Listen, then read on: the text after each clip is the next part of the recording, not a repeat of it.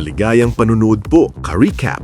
Ang ating tatalakayin ngayon ay tungkol sa isang war action movie na may pamagat na The Red Ghost. Kaya sit back, relax, at simulan na natin.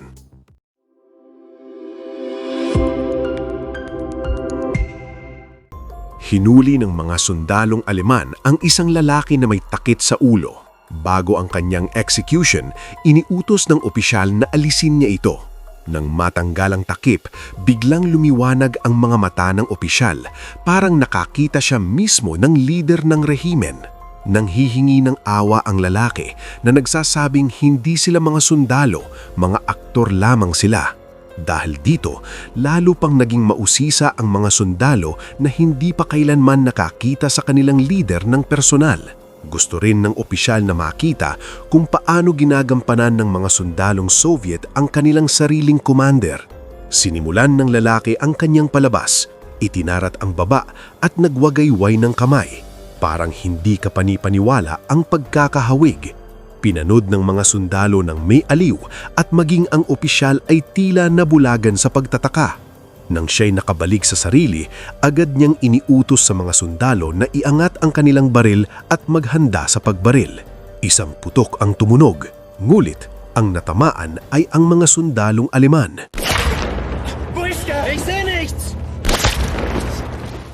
Muli siyang bumira at isang pang beses, bawat putok ay bumabagsak sa isang sundalo.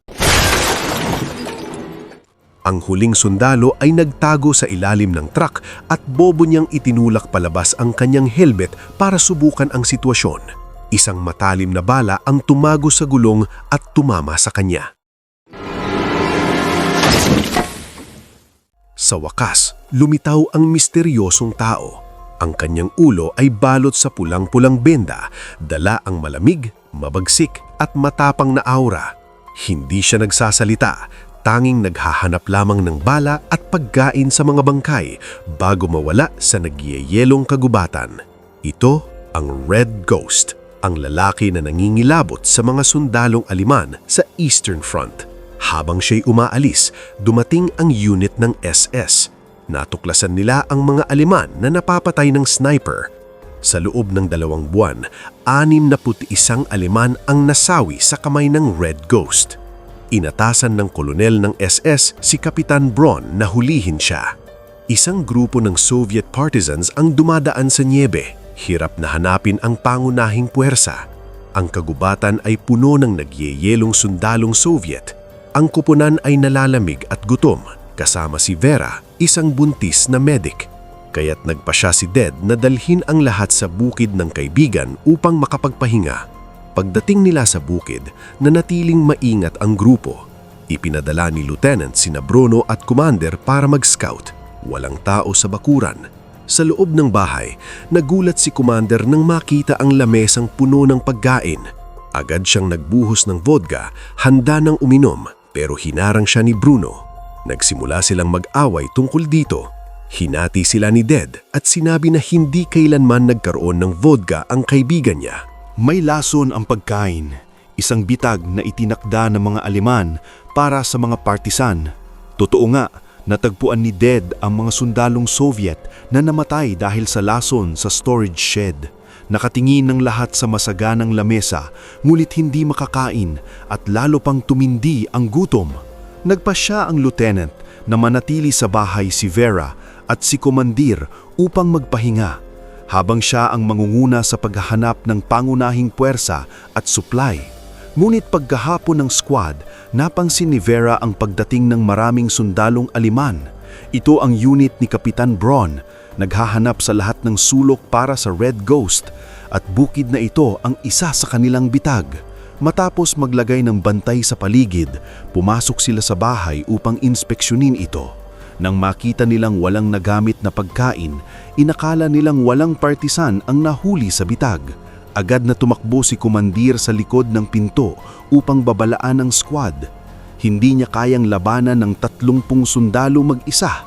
Pero dahil nabigo siyang ilabas si Vera, sinuntok siya ng lieutenant. Samantala, naglalaro ang mga sundalong Aleman, hawak ang nahuling biik. Kinukuhanan nito ng litrato at pinapagsayaw pa.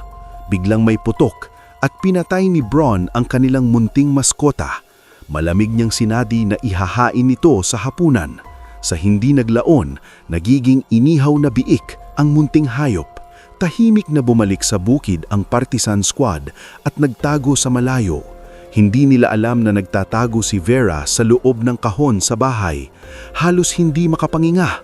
Nakikipag-usap si Kapitan Bronn sa kanyang mga tao tungkol sa ilap na Red Ghost at biglang umupo siya sa ibabaw ng kahon. Tumutok sa dibdib ni Vera ang takot. Natakot si Vera nang ma-realize niyang pumutok na ang kanyang tubig at aksidental na may ingay siyang nagawa. Napansin ito ng isang batang sundalo. Isang buntis na babae ang nagtatago sa kahon at labas ay walang habas na mga aliman. Sa kasamaang palad, pumutok na ang kanyang tubig at naramdaman ng sundalo na may kakaiba. Tumayo siya, lumapit at binuksan ng takip ng kahon at nahayag ang babae. Tumingin si Vera sa batang sundalo nang may nakikiusap na mga mata at nagkatiginan sila ng hindi nagsasalita. Sa hindi inaasahang pangyayari, nagkunwaring walang nakita ang sundalo. Maingat niyang isinara ang kahon at tahimik na lumakad palayo. Sumigaw si Bronn sa kanya na huminto dahil ramdam na ramdam ng sundalo ang kakaiba sa sitwasyon.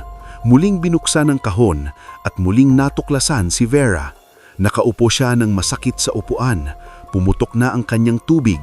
Halos ipanganak na ang sanggol. Ngunit pinipilit siyang tanungin.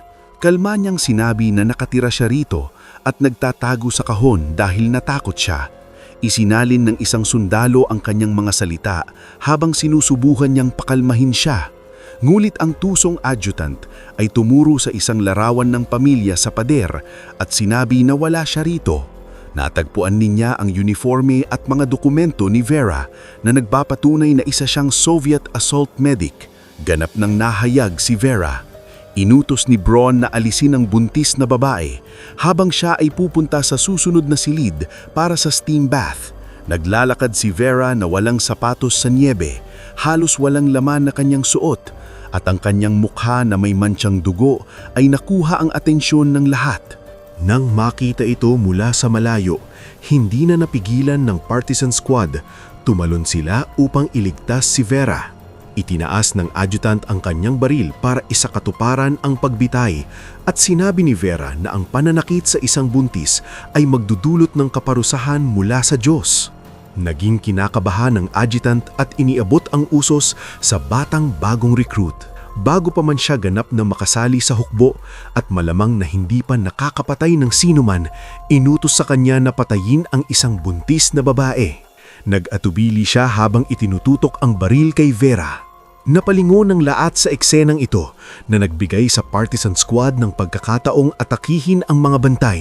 Matapos ang matinding laban, isa-isa nilang napabansak ang mga German sentry. Dahan-dahang itinaas ng batang recruit ang kanyang baril, ngunit isang perpektong putok ng sniper ang tumagos sa kanyang leeg.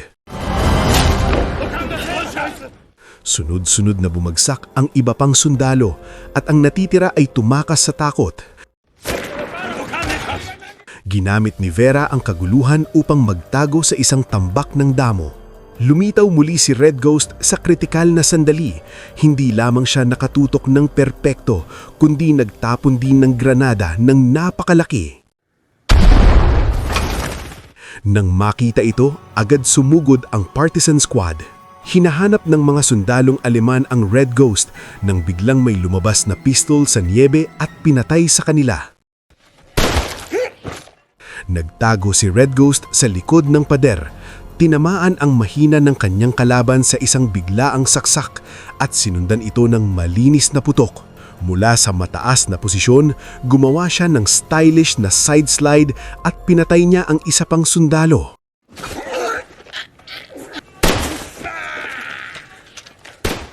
Isang German machine gunner ang nag-setup ng kanyang baril at nagbabaril ng maayos sa papalapit na mga partisans, ngulit pinabagsak siya ni Red Ghost sa isang putok lamang.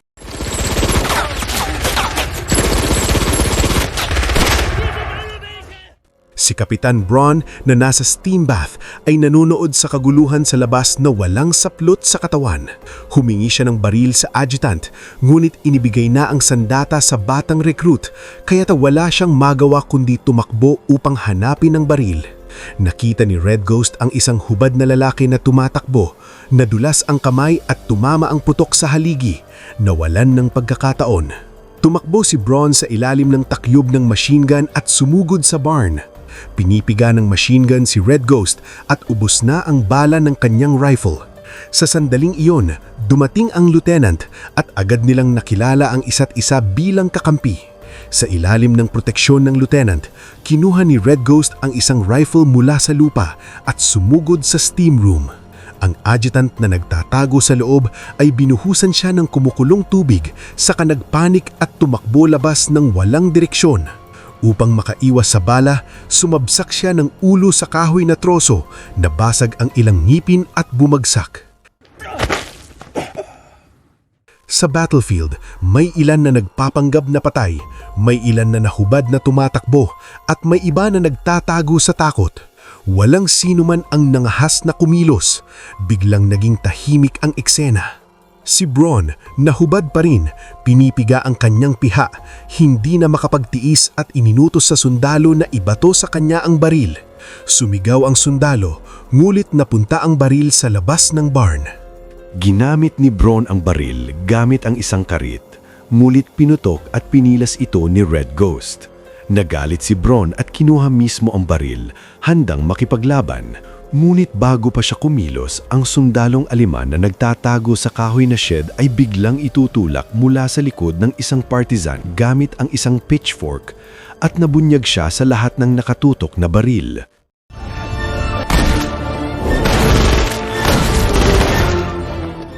Ang huling sundalo ay nagtapon ng granada at tumalon sa truck upang tumakas, ngunit binaril siya bago pa makalayo.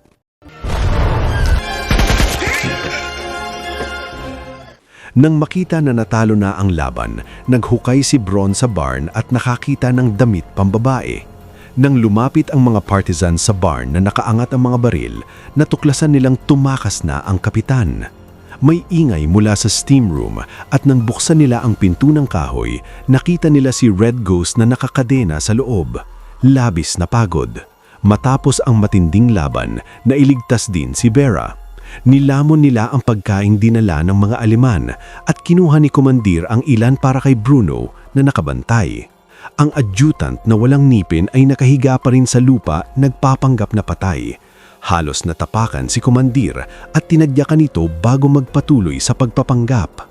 Nagulat ang SS Colonel sa kanyang nakita. Isang lalaki na nakasuot ng damit pambabae, nagtatakbo ng walang sapin sa paa sa niebe, may riple sa kamay. Ang lalaki sa floral skirt ay tumatakbo ng ligaw at ang kakaibang tanawin ay nag-alerto sa mga sundalo. Napahiya ng husto, si Kapitan Braun ay sa wakas nakarating sa kanyang unit, mabilis na pinagsama ang mga tropa at naghanda ng muling umatake. Pinag-uusapan ng Soviet squad ang kanilang susunod na galaw. Isang bagong recruit ang pinag-aaralan ang sniper rifle ni Red Ghost. Biglang sumigaw si Vera. Sa isang bahay na puno ng lalaki, agarang nagpanik ang lahat. Ang adjutant na nagpapanggap na patay ay nagyelo at parang estatwa at nang makitang walang nakapaligid, tumayo siya at tumakbo upang iligtas ang sarili. Taning si Dead ang kayang hawakan ng ganitong eksena. Sa tulong ni Dead at sa masakit na sigaw ni Vera, sa wakas ay dumating ang sanggol sa mundo. Ang matinding panganganak na ito ang ginigising si Red Ghost na bumagsak mula sa kama, dala ang malamig at malayong ekspresyon. Walang salita, kinuha niya ang sniper rifle at lumabas ng diretsyo.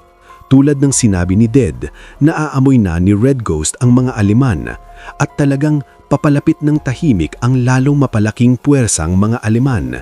Napagtanto ng mga partisans na mas malupit na labanan ang paparating. Hinawakan nila ang kanilang mga sandata at naghanda para lumaban at ngayon may bago silang buhay na dapat ipagtanggol. Pinalibutan ni Braun ang bukid ng maraming tropa, handang burahin ang kanyang kahihiyan. At ngayong pagkakataon, dala nila ang mortars na nagbubukas ng walang awa na pambobomba. Fire! Nalugmok sa kaguluhan ang mga partisans at nag-set up ng machine gun ang Soviet lieutenant upang pigilan ang unang alon.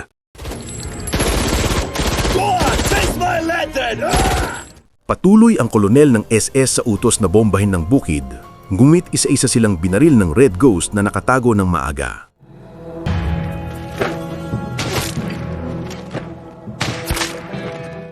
Patuloy ang kolonel sa pagsisigaw nang biglang may granada na tumama sa likod niya. Nang marinig ang pagsabog, lumingon ang kanyang mga tauhan at inakala na tapos na ang kolonel. Nagdesisyon ng opisyal na manguna sa isang buong assault, ilalagay sa panganib ang lahat. Sa huling sandali, sa wakas nakita ng kolonel ang maalamat na Red Ghost. Higpitan ng higpit ang pagkakaikot ng mga Aleman at matindi ang panlaban ng mga partisans mula sa kanilang mga taguan. Isang sundalong Aleman ang palihim na lumapit sa bintana at nagtapon ng granada sa loob, ngulit dalawang partisans ay nahulaan ito at itinapon pabalik.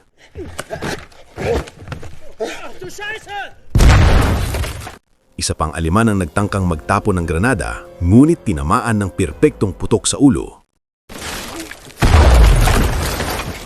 Mas marami ang bilang ng Aleman at ang lieutenant ay binaril at bumagsak. Nang sumugod si Dead matapos marinig ang putok, siya rin ay binaril.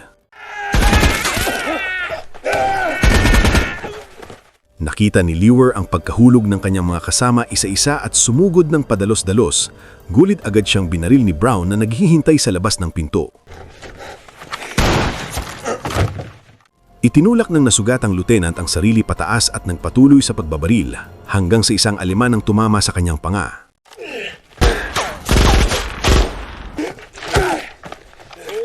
Dumating si Red Ghost sa tamang oras at binaril ang sundalo.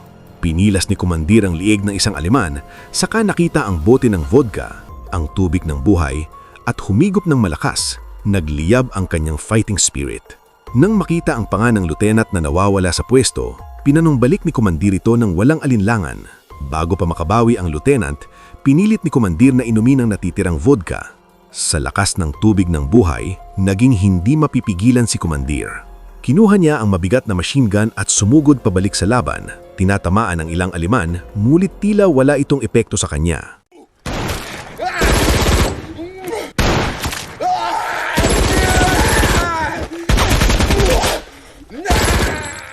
Isang Aleman ang palihim na lumapit mula sa likod na may granada, ngunit hinawakan siya ng nasugatang lieutenant at sumabog ang granada sa pagitan nila. Nakita ni komandir ang pagkahulog ng lieutenant, ngunit halos walang panahon upang tumugon bago siya binaril ng German captain. Matapos ang brutal na laban, tanging si Red Ghost at Kapitan Brown na lamang ang natira. Tahimik nilang pinili ang labanan sa malapitang pakikipagbuno at nagsimulang paikot-ikutin ng isa't isa. Matapos ang ilang round, nakakuha ng kalamangan ang mas malaking Brown at naitabon si Red Ghost sa lupa.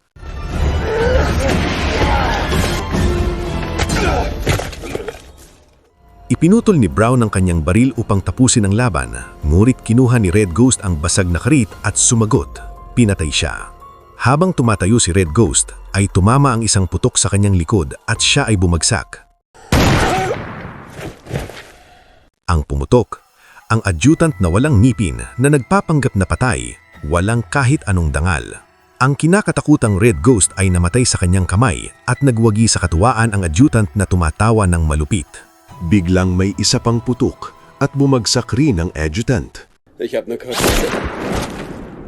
Lumalabas na ang mga partisans na unang bumagsak ay hindi patay. Sila ang huling nakaligtas. Patuloy ang mga sundalong SS sa paghanap kay Red Ghost. Pinipilit ang mga taga-baryo na magsalita at nagbabanta pa sa mga bata. Biglang may putok. At nagpanik ang mga Aleman, nagsabog at nagkalat. Ang mga aktor na dati nang nahuli ay tumangging manatiling malang laban. Nakipaglaban sila kasama ang mga taga-baryo at ilang sundalo ng Aleman ang mabilis na napabagsak. Muling lumitaw ang misteryosong mamaril. Parehong musika, parehong malamig na ekspresyon, parehong katahimikan. Kinolekta niya ang mga sandata at bala mula sa mga bumagsak na Aleman at nagtungo sa nagyeyelong kagubatan. Nang siya'y lumingon, naroon si Bruno sa likod niya. Lumalabas na si Red Ghost ay hindi kailanman isa lamang na tao. Siya ang kolektibong larawan ng mga walang pangalang sundalo ng Soviet, ang fighting spirit ng bayan, ang malawak na dagat ng gerilyang pakikibaka. Bawat sundalong Soviet na tatayo ay maaaring maging Red Ghost. Patuloy silang sumusulong hanggang sa matapos ang digmaan. Kung nagustuhan nyo ka-recap ang movie recap natin ngayon, ay inaanyayahan kita na mag-subscribe at pakipindot na din ang notification bell para palagi kang updated sa mga susunod naming videos. Maraming salamat sa panonood. Hanggang sa muli!